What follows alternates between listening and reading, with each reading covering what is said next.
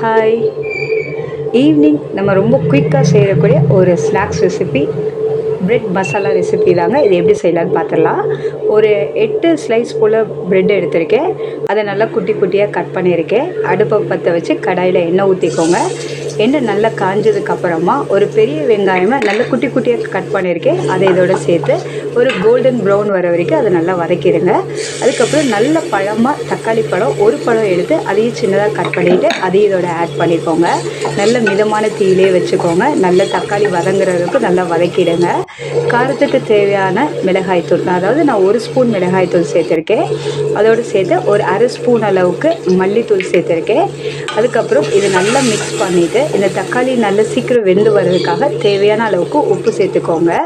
அதையும் சேர்த்து வதக்கிட்டு கடைசியாக ஒரு 1/4 ஸ்பூன் அளவுக்கு கரம் மசாலா போட்டிருக்கேன். போட்டுட்டு நல்லா வதக்கி அந்த ரா ஸ்மெல் போகி எண்ணெய் நல்லா இந்த மாதிரி பிரிஞ்சு வந்ததுக்கப்புறமா நம்ம கட் பண்ணி வச்சு அந்த பிரெட் ஸ்லைசஸை இதுக்குள்ளே போட்டுக்கோங்க. போட்டு நல்லா மசாலா அடியிலேருந்து மேலே கிளறி வர வரைக்கும் நல்லா இதை மிக்ஸ் பண்ணிக்கோங்க.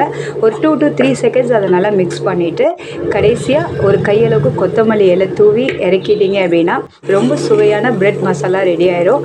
இது நல்ல ஒரு ஈவினிங் டைம் ஸ்நாக்ஸ்க்கு சூப்பராக இருக்கும். கண்டிப்பாக அதை ட்ரை பண்ணி பாருங்கள். ட்ரை பண்ணிவிட்டு இது எப்படி இருந்துச்சுன்னு கண்டிப்பாக கமெண்ட்ஸ் பண்ணுங்கள்.